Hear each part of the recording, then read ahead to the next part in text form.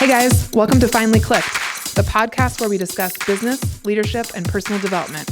My name is Margaret Smith, and I'm the Director of Operations for Pickett Street Properties, a real estate team out of Bothell, Washington.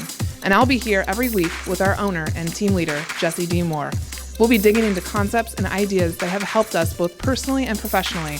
And you'll also get a chance to hear from local and national experts that we know provide massive value to get to the point where it all finally clicks.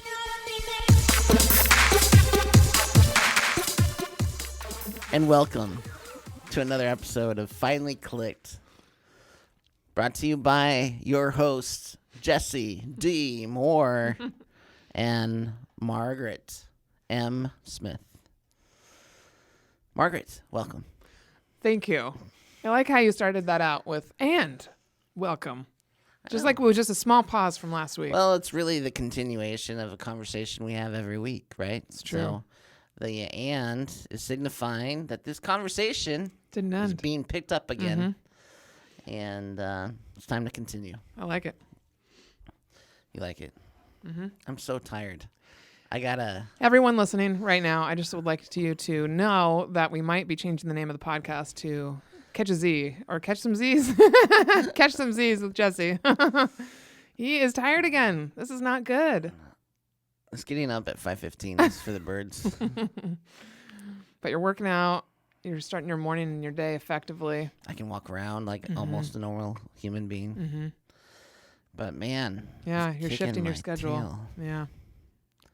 I'm really excited to sleep in tomorrow.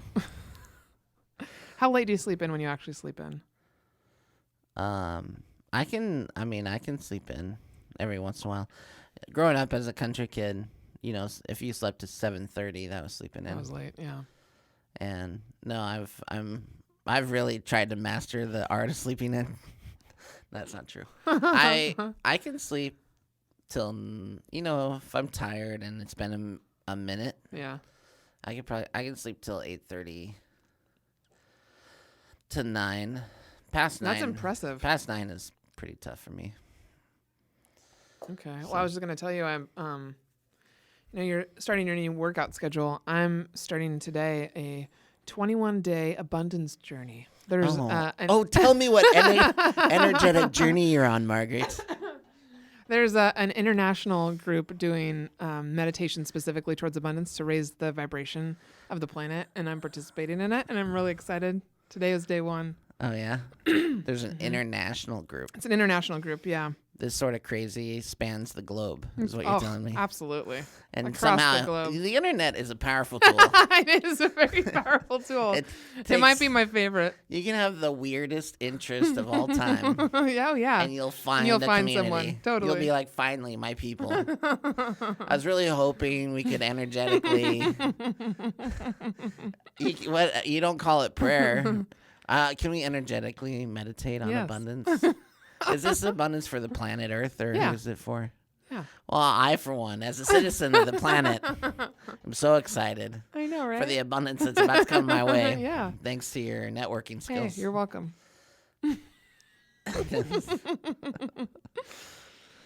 Yeah. Someday, you know, when this all ends, like this, when this podcast ends, it's not ending. It'll be because you. Manifested it? No, because you start like buying your own fabric and making your own clothes. And what do you mean? And you're moving to a commune in eastern Washington or something, or in the forest of Oregon. Mm-hmm. And you will eventually you're going to be trying to transform yourself into just like a particle of light. Probably, yeah. And then I'll be like, well, I'm over here trying to talk about real stuff like sales But I won't have to. I won't be too worried because that abundance that you meditated on. Yeah, it will be here for you. Raining down on my head. It'll be just raining down. So, well, thanks again. Thanks for praying for my abundance. You're welcome. I also had a real good conversation this morning. I did so many things this morning before I got here. On the way in with Anton Stetner, your friend from up north. We're just throwing Anton. We're just gonna throw Anton in there because I appreciate. I have a gratitude for Anton, and he posts actually decent questions on Facebook about that make me think. And so I responded to one yesterday, and he texted me this morning and said, "Hey, do you have time for a call? I need to respond to you in person, like with voice. And I was like, sure. So He didn't energetically throw you a high five. No, he didn't. In real life, he If called me. if I just energetically sent you a high five, would you know it? Yeah, I feel right there. You did? Yeah, I did. Well, next time I'm not going to tell you. You're just going to tell me. So it prompted me to tell you, like, I think we need to have Anton on here soon, talk about business and real life stuff. Real life stuff? Mm-hmm. Mm-hmm. Anton is a peer in the industry. Peer. He's a friend of mine. He's a worthy rival. And he is a worthy rival, which is a term that we have. Margaret is making reference to a book we're reading right now. Uh-huh. Should anyone care? Thank you for the context. Yep. Yeah. I almost thought about bringing that book for us to talk about today. No, we can't. It's not finished. We'll talk about it next week. Mm. I know. I want to find a better way to do like our book highlights. What do you mean a better way? Highlight on books. I don't know. I think it's a little hard to talk about a book that, unless it's like a review, right? Where I like really sit down and write it out. I think it's a little bit hard to just talk about a book that no one else has read, like the audience hasn't read and isn't, and without giving away like the secret sauce. Mm-hmm. Like maybe we just give our top 3 highlights or something. Reasons to read it. Top 3 real highlights, top 3 energetic highlights, top 3 highlights your mom might like, right? Yeah. Something like that. Yeah. Well, I'm glad you talked to Anton. Congratulations. Thank you. It's not often you get that guy on the phone, you know? I think it's very often people talk to him on the phone. The guy makes more phone calls than anybody you know in a day than most people make in a week. Should I try and get Simon Sinek on the podcast for the book? I like how you think. This is my life, everybody. I know she just asked that, and she was very sincere and genuine.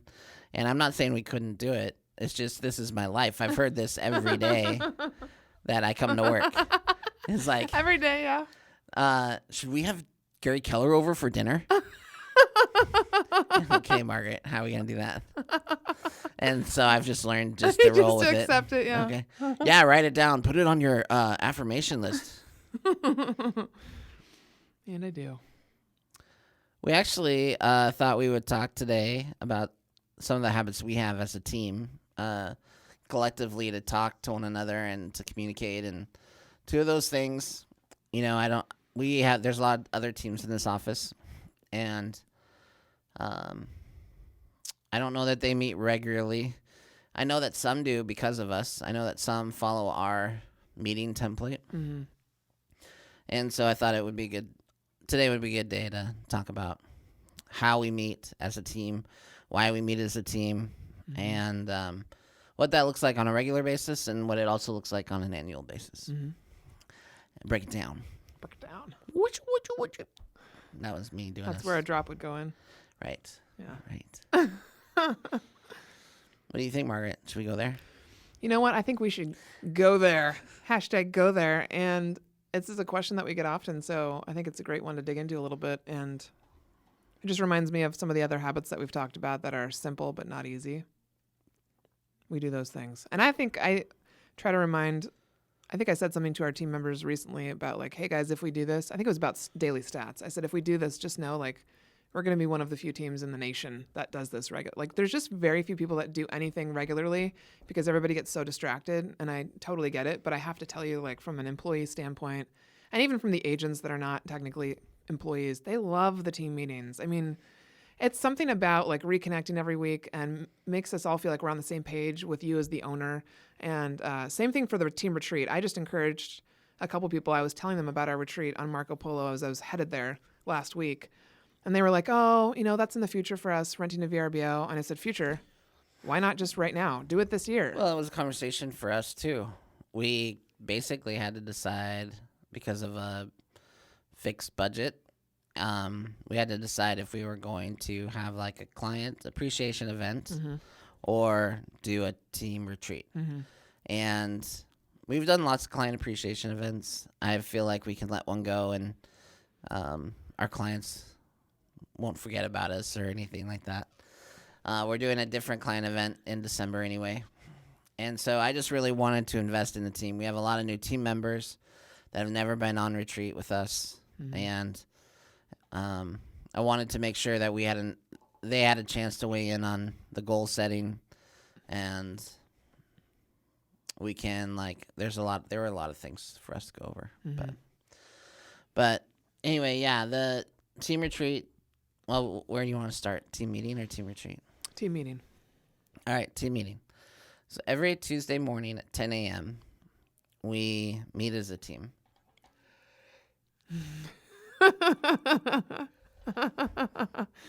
What made you start that team meeting? I think actually, I'm trying to remember. Because it was going before I got here. But you had just started reading. You said Fierce Conversations was the first book that you had the team read. So what happened was you had a good number of people. I went on vacation with my family to Montana, and I needed to have a conversation with a family member that was going to be difficult. And so I read Fierce Conversations. I bought a copy of Fierce Conversations, and then while I was in Montana, I read the introduction in the first chapter, and I closed the book, and I shelved my idea of having a conversation with this family member, and instead I dedicated myself to reading the rest of the book and then talking about the book as a team. And so actually, while I was on vacation, I had my assistant order copies of the book for everybody, and they had to read the introduction in the first chapter. Did you order them on time? Probably not. For the first meeting when I got back. Yeah. So I read the intro in the first chapter. So that was literally the first time you held a meeting. Yeah, and then we... What'd you guys do before that? I mean, it was small. We were a small team. It was just you. You don't have to meet with anyone. Or two people. You're just sharing. Would you guys have lunch or dinner together and talk about the business? Oh, yeah. We'd have lunch. Okay. Often. And so when I got back from that trip, we met as a team and we talked about the reading, and then meetings were born. Like this regular team meeting was born where once a week, the point of it was really their origin story came out of reading a book together and then talking about the content and talking about the impact it had on us, talking about action steps we wanted to implement in our lives. And then you started talking about the business along with that? Or how did you develop an agenda? Well, the Fierce Conversations, the book itself is a business, consulting type book. But there's no way you can just read that and not have it affect your personal life, right? So, and what's interesting about that story and about that book is 2 people read that book and left my team as a result. One of them realized they needed to get a divorce and moved out of state, and the other one realized that she needed to move back to her hometown, which is several hours away. And so as a result of, the accountability of reading a book every week, it had a very dramatic effect on other people, and it had a dramatic effect on my team. So we started there, and then I wasn't always the leader of Pickett Street Properties. No? No. No way. So my Would Dennis lead the business meeting? partner, Dennis Pierce, was a president for a while, and my other business partner, Andy O'Shea, was a business president for a while. And so it was around the time that this book came along that I was the designated leader of the team. Okay. And I had to figure out a format for talking about the book. And I wanted to kind of ease into it because I didn't want to get everyone together and then go, okay, let's talk about the book. Yeah. There was no sense of community that came out of that. So what I landed on was setting the tone in a positive way and getting to know each other and building. Our vision statement, it says doing life together. And so it's important for us to get to know each other. Plus, I wanted a format where people could talk about their personal lives, but in a short, limited way. Instead of people just talking forever. Yeah. I feel like we come back to this conversation, and part of the reason we do this podcast, and the reason I do like my retreat along with the team retreat, is that if you don't work on yourself first, nothing else will flourish. And so I don't think people realize that. I mean, I think we talked about this last week where I said a couple of people come up to me and were talking about like, how do you get your team to read a book? And I said, how do you not? How do you not develop that as a standard? Because we've seen such immense growth from it. And then it's just relevant. If you look through any of the news and any of the successful people and what they're doing, reading is a part of it. And so when you read books, then personal stuff comes up. And I think sometimes people are afraid of like what people might say. Like, is it going to get too personal? And I'm like, that's life. And so I think the beauty of it is that our team meeting has evolved, and become something that everybody really strives. Like nobody's going to miss it. We don't worry about people wanting to miss it or being late. They know it's important to be on time. People want to be there. Yeah. So what I did was I implemented a thing where the question I would ask is, tell me about the best part of your week. And so that was our positive kind of statement to start with. And so people would just volunteer what their best part of the previous week had been. Yeah.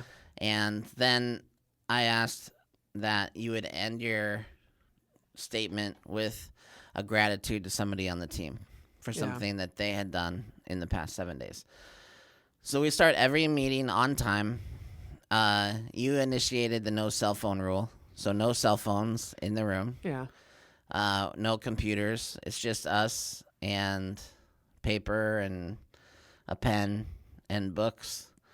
And we start off by sharing the best part of our week and then a gratitude for a team member. Mm-hmm. And it used to be a gratitude for just anything, right? When we first started off, it was like anybody. And then we decided to focus it inward to really focus on being grateful for each other, which I think was particularly timeful. And I forget when we did that. I don't remember when we And I don't know if timeful is a name or a word, actually. I don't think it is. I think it was about, I'm going to guess that it was 2 to 3 years ago. I think it was after we lost most of our team. I feel it was before. It was way before that. And I guess I wanted to mention that. Because of one of those people that we did it. Okay. I wanted to mention that because I think it's important. It's so much easier sometimes to give gratitude outside of yourself, like for people you don't know as well. And sometimes really hard to be grateful for the people that you're around most of the time. Well, I'll be even more plain than that. It's boring to hear someone talk about something you don't know for their husband every week or their spouse. That did happen. You know a lot. what I mean? Yeah. I know for a fact I can think of it. I know so many team members that would just keep saying the same thing. The same thing, yeah. And also, I think I remember there are some people that actually don't know how to do gratitudes, like don't know how to think of something to be grateful for, as simple as your home or the clothes that you wear. Right. And so it became a practice of like helping people understand how to be grateful.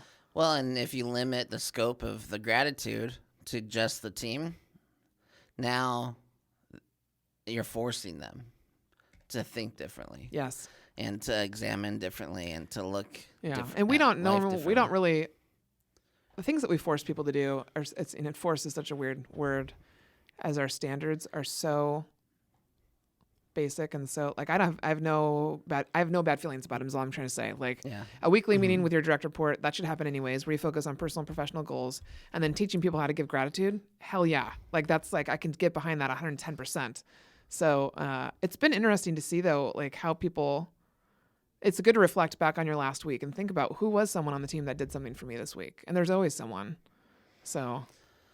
Well, and I think it's good to have a pattern like that because you can start to see a pattern in people's lives when they talk about the favorite thing they did the week before. Totally.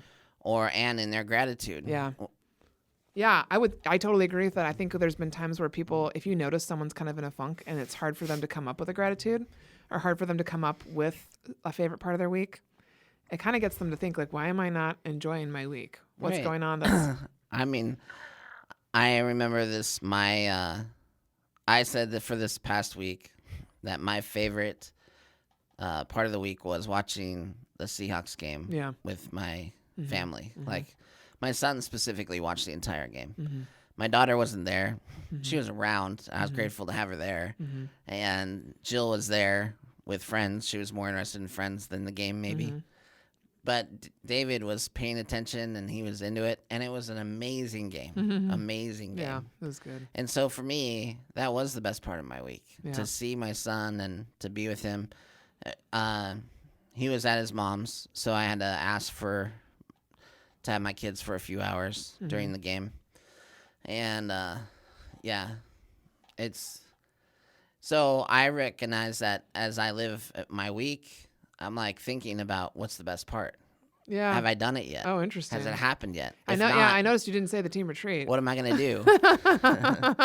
What am I gonna do to make a moment happen? Right. Yeah. Like I don't want to just sleep my way through life, and I don't want to watch TV. No, all I the think time. that's really purposeful, and that's something that I think also actually you're reminding me that Sarah Trotsky said the same thing to me at one point.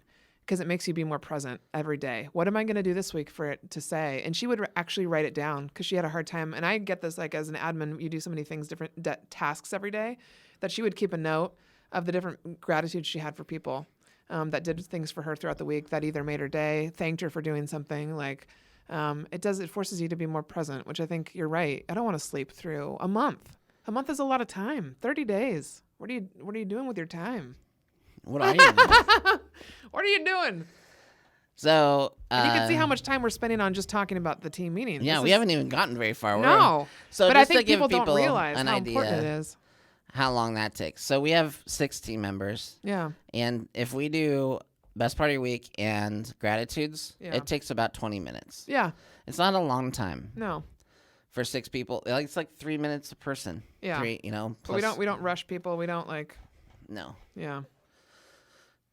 So after that, I say, let's talk about the book. And we assign essentially 30 to 50 pages of reading a week.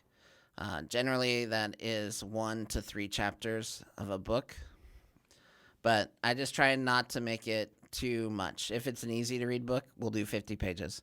If it's a more difficult book, I'll limit it to 30 pages. But we try to make it have a natural break.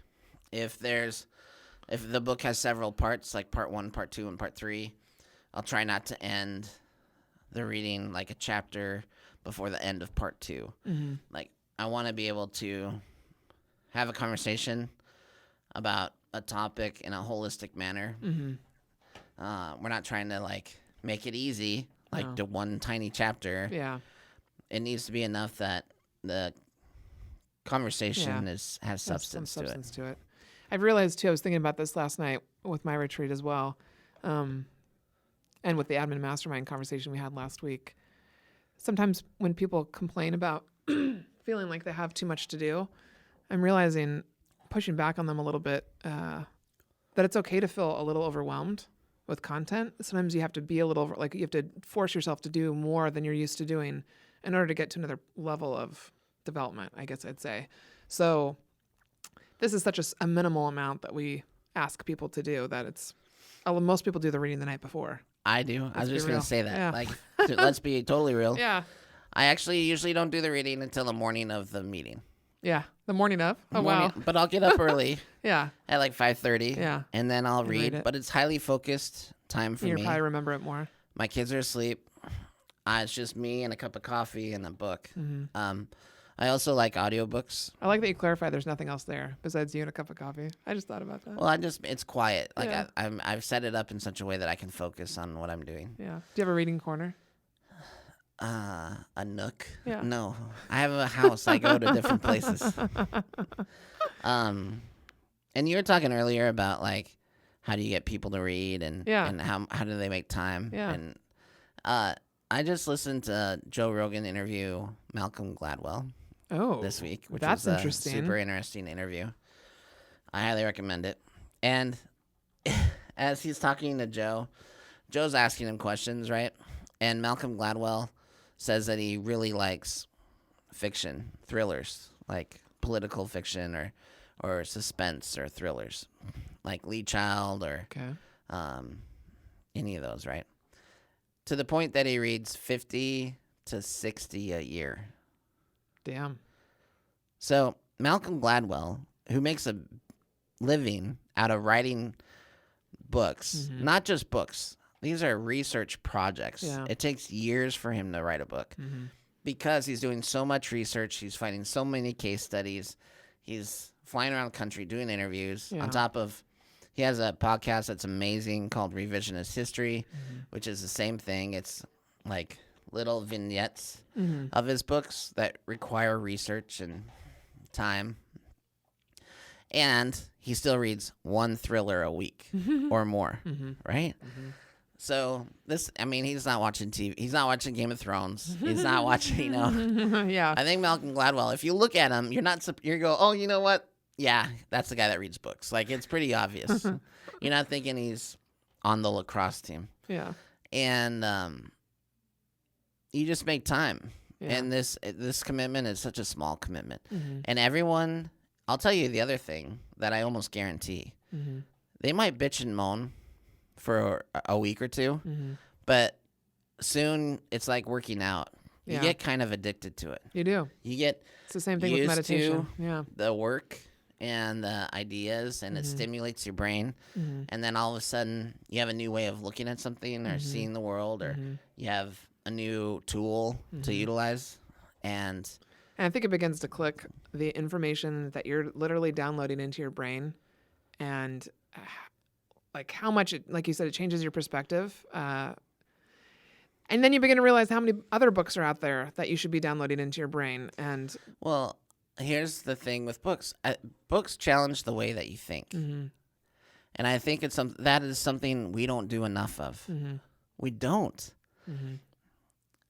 I'm 42 years old, and sometimes I feel like I'm 13.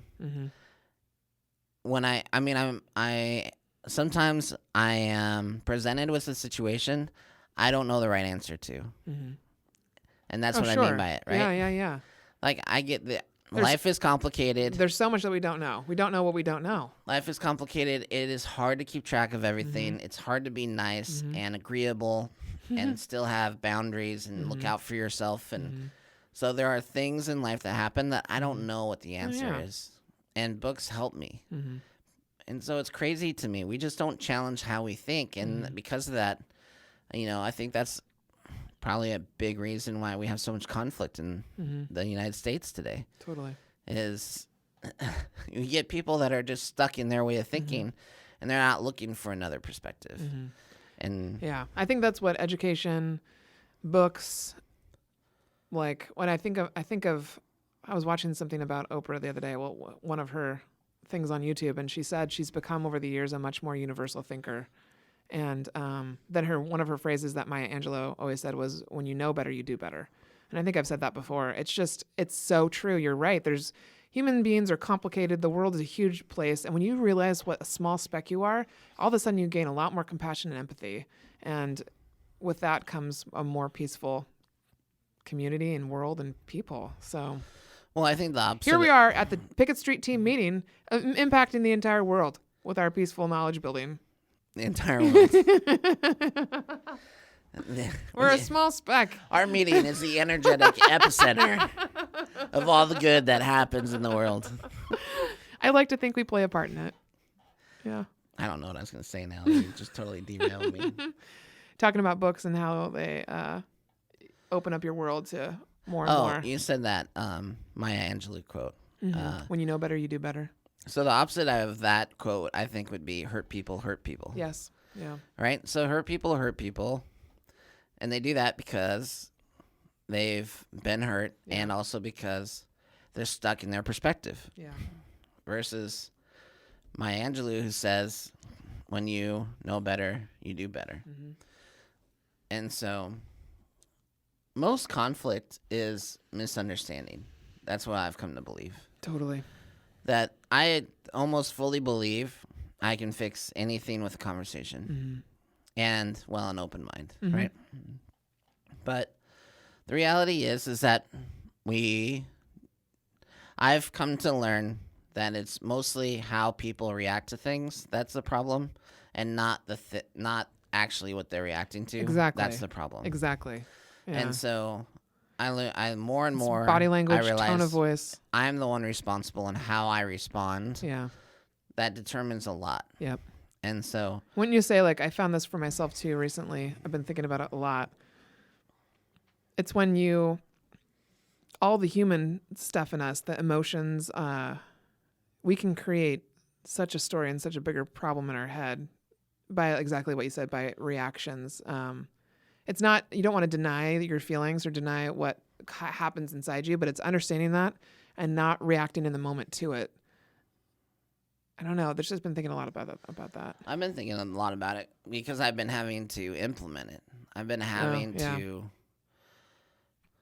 as I realize that most everything is my response to things, then I'm trying to change my response to things. It's kind of fun to play around with and It's see not what fun. happens. I think you're a masochist, probably a sadist. Definitely. Yeah, it's not fun at all. I don't know what you're talking about. No, you know what's fun is having an attitude and stomping my feet. That's way more fun. That's way High more five. fun than me. That was a being, real life let high me five. think. Oh, geez, why am I so wound up? Like I'm talking myself off the ledge all the time. But you know what? My family members should appreciate it. I'll tell you that. I remember. I can't even. It's so funny. You know how you fight about something and then like 2 weeks later you can't remember what it was about? Yes. And that's the same thing. Like this week I did this and I had an issue and I felt like it was a legitimate issue. And I was like, okay. But issues with me are like powder kegs. None of them, it's never like a little conversation. I can't ever just go, I never feel like I can go, hey, can we talk real quick? You said this and this is how I felt. Okay. I think, okay, this is a perfect example of why I need to read books. It has been trained in me from a very young age to take offense. Interesting. I was trained to take offense. And I think there's several reasons for this. I think one was the religious background. And for those that aren't aware, I'll try to be super clear about this. I was raised in a there's just no way I can do this without pissing some people off. But so who cares? Yeah. I'm just going to have to say it because this is my perspective and it can be wrong. But I was raised in an like militant Christian Pentecostal home. And by militant, I mean militant. Like there was regular conversations about going to war spiritually with the enemy.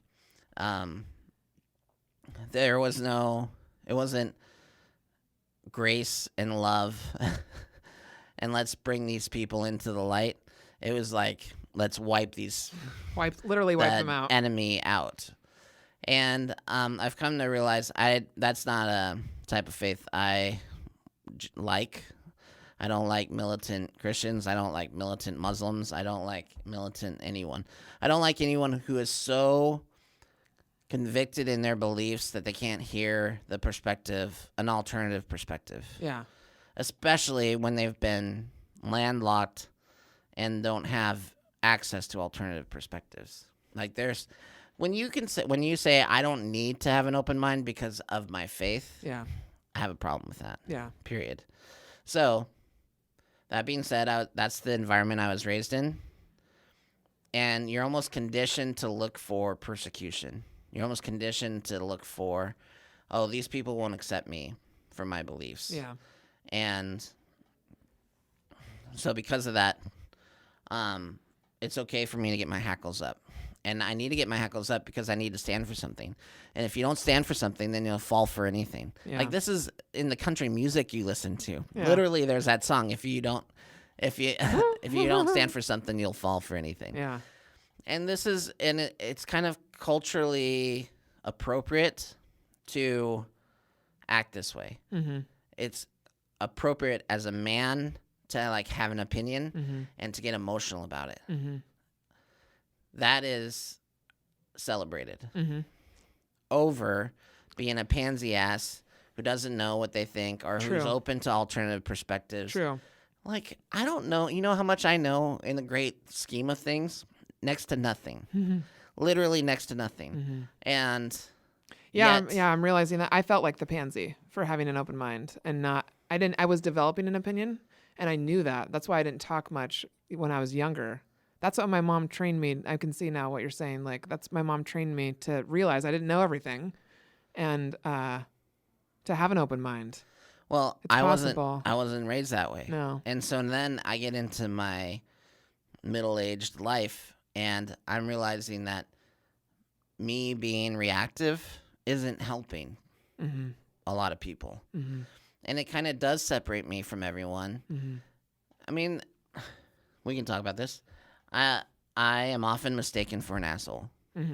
We've talked about it a lot. And it's still true. And I've done years and years and years of personal development. I've spent tens of thousands of dollars in therapy. I read tons of books. Like, I focus on this and I work on it, and people still mistake me for one. And that partly is because of my passion is just simmering right below the surface. And if you poke me, it comes out. And it's taken a lot of time, a lot of books, a lot of energy, and a lot of practice for me to not respond, to stay calm and hear what that person's trying to say. Yeah, you're making me remember. So I was at the Northwest Event Show on Thursday, and in the show, there was a woman whose name is Lee Papa, who's a meditation and mindfulness expert. She used to be a real estate agent. Really interesting lady. And after we did a meditation with her, there was like 8 of us in the room. A guy spoke up and he said, so I've been working on myself for about 1.5 years, 2 years now, and I'm on this journey, and I'd really like to bring my significant other along the journey as well. We talk about this all the time. What do you do if they show no interest and actually are pushing you away with the journey that you're on? Like, they don't support you in even having the journey. And Lee was just like, she basically said, you continue on and you show with your actions the difference that it's making in your life. That's the only thing you can do. You can't tell anybody to start meditating. You can't tell anybody to start reading. You can't tell, and it just, yeah. So I spoke up and I said, hey, yeah, I've experienced the same thing with different people in my life. And all you can do is show them how you're changing through your actions. And that is like, when people see that in front of them, I've had people come up to me and say, what are you doing differently? Or like, well, how do you do what you do? And so that's what causes people to even ponder the idea. But I thought you could totally speak to this. Yeah, I mean, when we have new team members, we actually warn them. Yeah. That a healthy warning. You are going to change.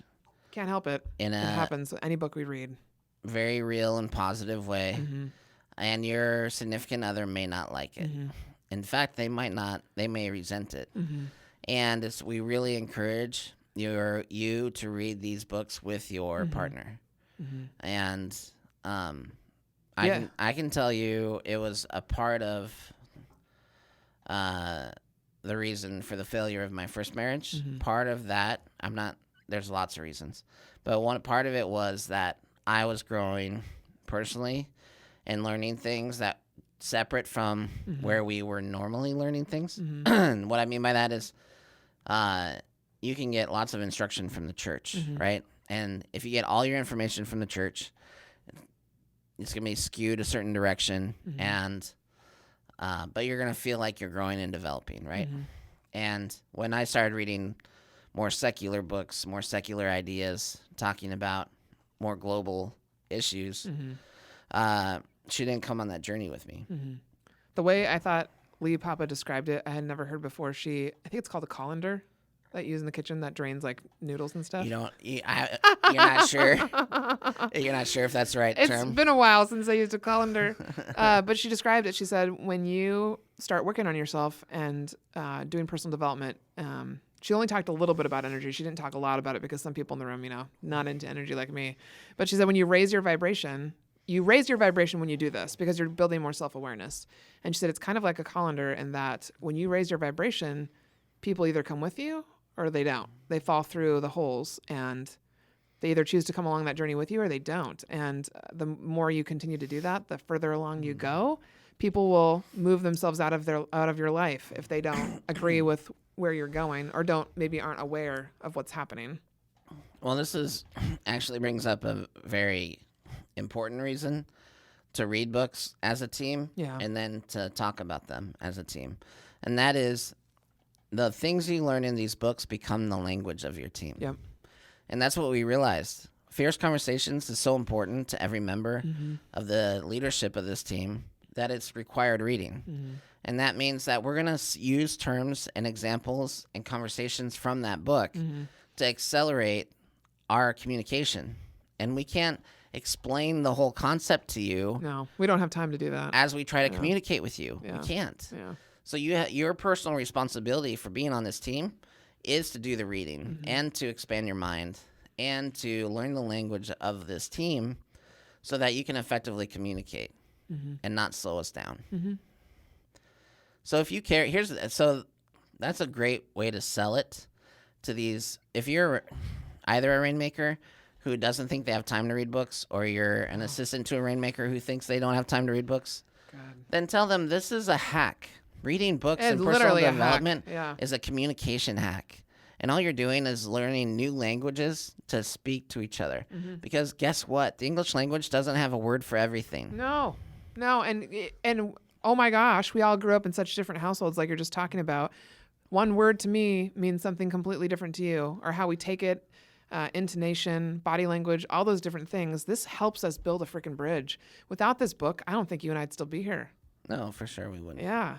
And Andy, our statistician, whatever you call it for the podcast, is now she's gonna make a little hash mark next to Fierce Conversations, because I think we mention it in nearly every episode. Yeah, she's keeping track of all the books that we reference, and now we just said Fierce like 10 times. We did.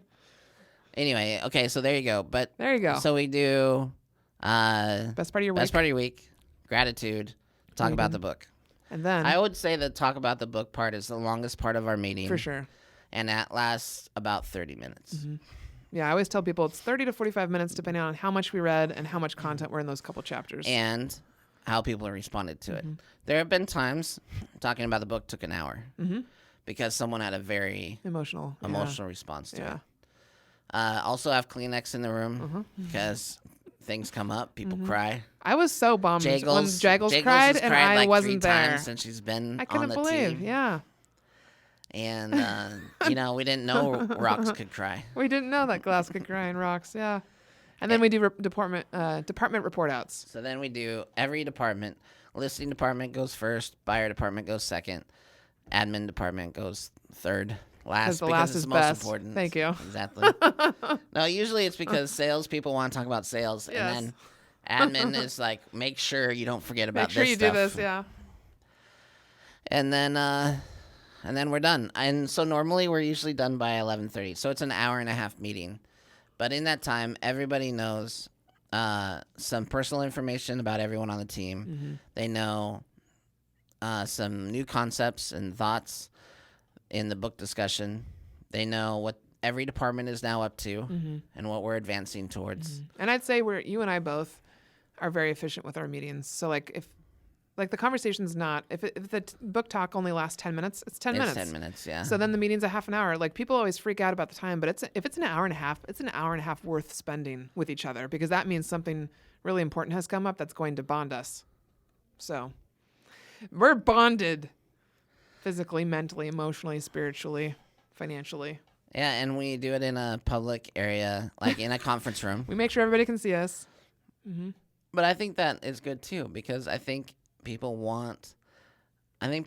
have wanted to join the team from going by our meetings and seeing us gathered together. We should probably go back to conference room number 1 to be more visual. Just put it out there. You're right. People walk by, they see us meet. We've heard that people think we're the team in the office that runs most like a business, and I like that. And this is part of it. So yeah, I totally agree. Team meetings is a big part of it. Anything else on team meetings before we jump to retreats? I think I would just say, if you're not doing it, it's one of the small pieces that you can start yourself. And I've talked to plenty of admin and told them, hey, if you do the agenda, you start it yourself. Tell your leader you want to do it, and you'll be in charge of it. Take the lead and make it happen. Yeah, for sure. In fact, I can tell you as a rainmaker, I would appreciate that. Because rainmakers are not always that good at structure. We like look at me as an example. My favorite calendar is an empty one because I have a lack of structure, and I can do whatever I want and be spontaneous. My right answer should be 12 appointments on it. I like appointments, but I'm not talking about sales. I love sales appointments. I'd love to see that. You throw in 10 meetings randomly, and my brain's gonna seize. I don't put any meetings on your calendar. I do. I don't. I just put them. No. No, you do too. No, I don't like to. You do though. I really try not to. If it isn't on my calendar, it doesn't happen for real. So if it's gonna happen, it's gotta happen that way. So I would recommend doing this. I recommend doing it earlier in the week. Don't do it towards the end of the week. And then we also, at the month end, like the first meeting into the new month, we discuss the stats from the month previous. And we have an open book company here. And so those stats tell us how many closings we had, how much GCI, gross commission income, came in, and then how many referrals were paid out and what our net commission income was. And then it'll compare it to the year or two prior. It'll show us everything year to date. So earnings year to date, units year to date, volume year to date. And everybody sees that information. And we go over it together. Whether it's a good month or a bad month, doesn't matter. Yeah. Keeps everybody aware of what's going on. What you doing, Margaret? Just double checking. All right. Double the chicken. Team Retreat. Team Retreat. This is your baby. This is my baby? Yeah. Why did you decide to do a Team Retreat first? That was the year we had a team leader. That was the first year you've ever done something like that as well. So you started team meetings and you did the first team retreat ever. Yeah, I guess so. That might have been something that she suggested. Yeah. That first year we had a big group, but we only took the department heads. Really? Yeah. And we went to Cle Elum, to her lodge, and she actually hired someone to facilitate it. Oh, that's right. Because then we brought back the MVV BP. Yeah. Well, we did a version of it. And I think we saved like the vision statement to do with the whole team because everybody had input into that. I remember doing that at a team meeting. But the team retreat, essentially. So that was born that year and became, after that, something that we all really looked forward to and kind of was, again, like the team meeting, but in a bigger way, a time to pause and reflect because we realized how infrequently we did that. And we had such, like you've mentioned before, such success those first like 3 years that we were go, go, go, go, go. And so to stop for 2 days and take a look at our numbers, see where we were going and think about and have time to brainstorm and be creative was something that we don't get to do that often. So it became something that everybody really looked forward to, and specifically hosting it as an overnight and doing it offsite, so not in our office. I was telling you I just got back from the Northwest Events Show, and the keynote speaker, Julius Solaris, I think that's his name. He's Italian, and one of the points he brought up was that a lot of events are starting to do their events and conferences and such in unlikely locations or just non-traditional locations. So not at hotels or conference centers, because they're finding that people are not retaining the content when you put them in rows and put them in seats and put them at a table. They're just sitting there listening to Sounds like church. Keynote speaker, right? And I think that's what's really unique about our team retreat is that we find a VRBO. This is not a high cost event, and we just make the time. Even if we don't do all the things on the agenda, I still create an agenda based on what we've done before, and we can take people through that as well if we want. Yeah, I think there's a couple key elements to our retreat that are very effective. I would say I love to travel. Mm-hmm. You love to travel. Mm-hmm. I love getaways. So do you. Mm-hmm. The more I talk about it, the more I realize it's really a reflection of how we lead. Oh, right? yeah. So you and I, we like to lead through experiences, through training and education. Mm-hmm. We also love the aesthetic. Yeah. We love nature. We're both like big on location. Has to feel good, right. Look good. And so, either on the water or in the trees. So I like retreats as an interruption. I pattern basically interrupt. exactly I like that. think about your team and think about what they do day in, day out. Oh, yeah. And then find a way to like break up the monotony and really kind of celebrate them and give them an unexpected benefit. I have to ask you, as a rainmaker, one of the admin I was talking to about this the other day said she was going to have to talk to her rainmaker about this because she felt like her leader may not want to do this because it would feel too draining to her. It would feel like too much work. Not work, but it would feel draining. So I'm wondering, from your perspective, does it feel draining to you, or how do you... I didn't even know what you're smiling about, but now I know. I know what you're smiling about. For her, it was more about being around all the team members for that long. I think she feels like she has to be on, and she is worried that doing an offsite would not be easy for her. Well, I know you have a good time with us. We don't drain you personally. The team members, I know you like being around us and hanging out. It's not that, but okay, this goes back to the earlier conversation where it's exhausting being me. It's exhausting to have my normal waterfall thought process have to be interrupted with reminders to be open and patient and understanding. And so I've been in real estate for 13 years? 14 years. 14? So 14 years, we've done everything. We've tried everything. And I'm not saying there's bad ideas. It's just we've tried so much that when someone wants to gets excited about something we've tried before and then wants to wax eloquently about it for 5 minutes, like my spirit goes out the window. Yeah. You know, it looks for sky. And so that is hard. It's not draining to hear from everyone. It's not draining for everyone to contribute. I like hearing from everybody. It is draining for me just because I'm me. And so somehow you forget this every year, that how bad my ADD is and how difficult the team retreat is very difficult for me.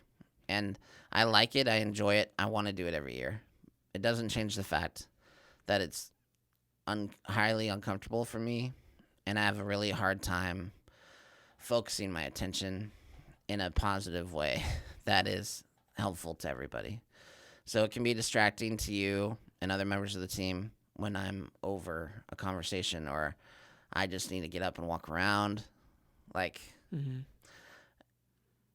hard part about the team retreat is that it's like a really long meeting, and I'm best in 15-minute meetings. I don't want a 20-minute or half-hour meeting. I want a 15-minute meeting. And so we're talking about a lot of different things, and so you do a good job with the agenda, making sure that we don't spend too much time on any one thing. And as long as there's variety, I can stay a little bit engaged. And you definitely, as a team leader, I don't think you want to take this on by yourself. And no, I definitely don't. You do the majority of the work, for sure. And I appreciate it so much. Well, as an example, for our agenda, usually what we do is we arrive a Thursday evening. We make dinner together. So let's go back to real quick. Okay. I want to talk about the environment and the setting Okay. and where we're going.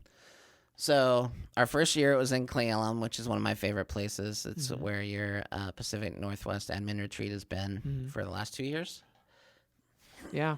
And it's very nature driven. Lots of colors with trees. Not a lot of neighbors or buildings. It's very rural, and so you kind of feel connected with nature. And then since then, we've done retreats on Whidbey Island and Vashon Island, where they're close to the water, and the Puget Sound. So it's like a lot of water. Yeah. Beautiful. And so it's neat for people who maybe don't take a day trip to Vashon or take a ferry ride to Whidbey, who maybe don't do things like this. It's cool to see them respond. The house that we stayed in this past week was, on a high bluff above the water that you can see from when you park your vehicle through the front door, through the back door, and there's the water. That's an amazing feeling. And then there's other things like like building a fire and sitting around a warm fire and playing games and talking and like those bonds that we form at the retreat. I would say the environment has a huge part in that. Like, I mean, you know how I feel about environment. I could pontificate. Is that the right word? Yeah. I could pontificate about the environment and the impact. That's exactly why I do a VRBO house for my Pacific Northwest retreat. When you put yourselves in an environment like that, you can't help but think differently. Right. We're not sitting at a desk and in a conference room. You don't want to be. I would want to blow my brains out. Like if it was a hotel conference room with hotel coffee and hotel carpet patterns. Yeah, it's not. What's more uninspiring than that? Nothing. You want to go outside and smell the fresh pine. I want to open up the doors while having the heat on and the fireplace and candles and have a glass of wine while we're talking about the business. And we're cooking meals together and we're drinking together. Like it really is. It's just very human. It's very like. And the way that our team is set up, we enjoy each other. We like each other. We want to hang out with each other. And so it is an opportunity for us to tell our families that, hey, you're important all the time. But our business is also important, and we're going to set aside this time to make some goals. And it's one time out of the entire year. Just to do a realignment. Make sure we're all the pistons are firing in the right sequence. And so we can go to agenda now if you want. But I just want to just like drive home the fact that this is your opportunity to like – and it was hard. It wasn't really in the budget this year. And – I believe in making an investment in my team members, especially if they're new. And so I really saw this as a unique opportunity. I mean, besides you and I, it's all new folks within the last year. That have never been on a retreat with us. So that means there's 4 people that have never been on a retreat with us. And never been on a retreat period. Or a retreat period. Yeah. And so it was such a powerful thing for them. And for us to... And in total, the cost was about $1,500 between the house and then grocery shopping for meals. Yeah. Yeah. Okay, Agenda. So Thursday evening, meal, and then really just hang out. And then Friday is our full day, and we start at 9, and we talk about what went well, what didn't go well in the last year. We talk about the mission, vision, beliefs, principles with all the new folks. MVVBP. Mission, vision, values, beliefs, principles.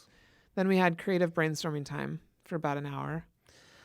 Just to hop on that, like 3M has creativity time, and that creativity time for their engineers and their employees just to do creative stuff and use 3M's materials. Post-it notes came out of that time. So it's like that. Like, no, there's no bad ideas. Anything you want to say or think of and be creative is safe in this hour. Yeah.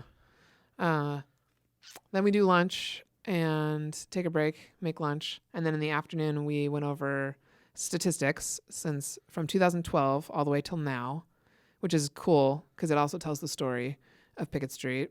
We had Jesse tell his life story from young age all the way through till now, which incorporates a lot of the history of Pickett Street as well. Then we literally went through the history of Pickett Street and the people that have joined and left and what that looked like to help people understand.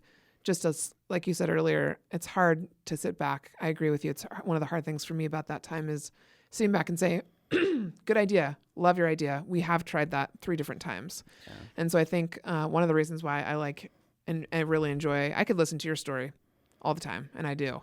That and then the history of Pickett Street is because it gives them a little bit of a snapshot of what we've tried and gives them a better idea of what we've been through, which I think is really critical because now it's coming up in conversations that I've had with 2 teammates since the retreat. They mention, like, I know that you guys have tried this, or I know that you've been through this. And so it creates a level of perspective and understanding that I think is really critical for them to understand where you and I are coming from in conversations moving forward about the business. One of my coaches, I've said this before, one of my coaches said that successful people always stop doing the thing that made them successful. Oh, yeah. So part of us retelling the Pickett Street story is to remind ourselves of how we got here. Like, what did we do that made us successful so that we can ensure we keep doing it. And for us, it's always been client experience. It's always been making sure the clients have the best experience. Yeah. So then we have, that basically takes us through to the end of the day. We do bold letters, usually where we write to ourselves a year from now about what we're going to accomplish. And then I hang on to those for the year and give them to them next year. And then we do dinner and hang out for the evening and then leave Saturday morning. Yeah, so depending on the size of your team. And we also do personal commitments, personal goals and personal commitments to Right. to figure out what our unit And count is. that's probably the biggest part of the retreat for everyone, is that we have everyone kind of future trip on their personal goals and what they want 2020 to look like, like literally how much money they need. And then we figure out based on our average commission and transaction size, we're able to figure out exactly, and we know everyone's splits, so we can figure out what it's going to take for that person to reach their goals. And then we ask them, how would it feel if you reached those goals and you were able to do all these things? And they get very jazzed about it. Yeah. And then we take all those individual goal sessions and combine that, and that's our team goal. Like, it's not hard. No. We don't have to manufacture some number that's arbitrary. We take everybody's goals and we add them together, and then we can reverse engineer that into our unit count goal, our volume goal, our commission goal. All the way down to appointments and number of dials. And do it by department. So yeah, it's handy. Really helps people get an idea of what they need to do on the daily and the weekly and the monthly to accomplish that, which then makes it actionable. Totally. Yeah. I like how you just like testified your own statement. Testify. You're like, totally. I totally nailed that one. Nailed it. What is so I've talked a lot about what I think about the retreat. What do you think about the retreat? Because it's a lot of work for you. And you were kind of fed up with me at the end of the day on Friday.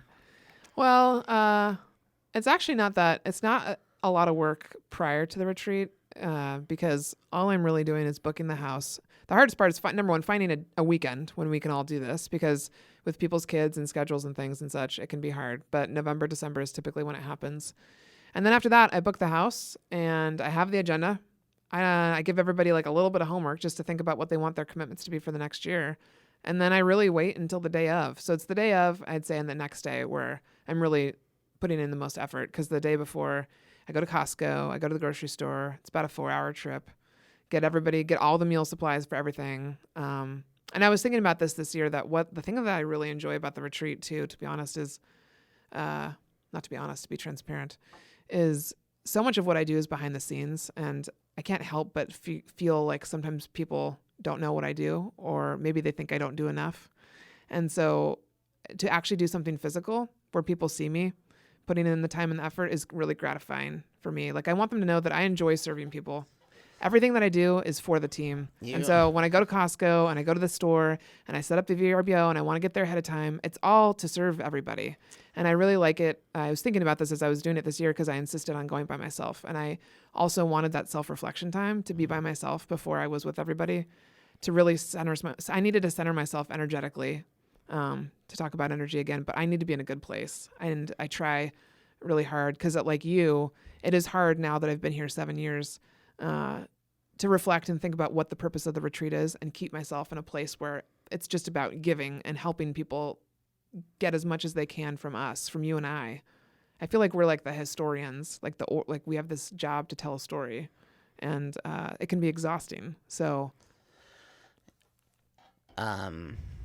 you are such an amazing event coordinator. Event planner. Like, it's one of your strongest I know. skills. I was actually just talking about this at the events show. I said if I wasn't doing something like this, I probably would be an event coordinator, because I've done it so much prior to this job too. And so I want to thank you, because it's not I'm good. Listen, even when I cook, I realize when I cook for people, I make one thing. Yeah.